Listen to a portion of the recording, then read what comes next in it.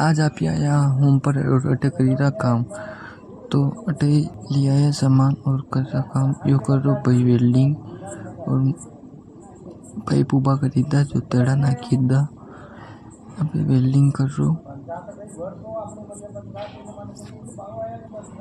और ये पीढ़िया अपना चित्त ये सामान अपना ये जो तेड़ा नाकिन पछे नाकी दी वेला।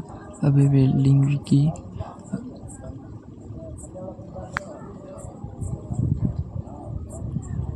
वेल्डिंग भी आके आपी नाकी दा चद और अटी काम क्यों कंप्लीट आज एक दिन में चापी सब चद नाकी दीता सोमपुर।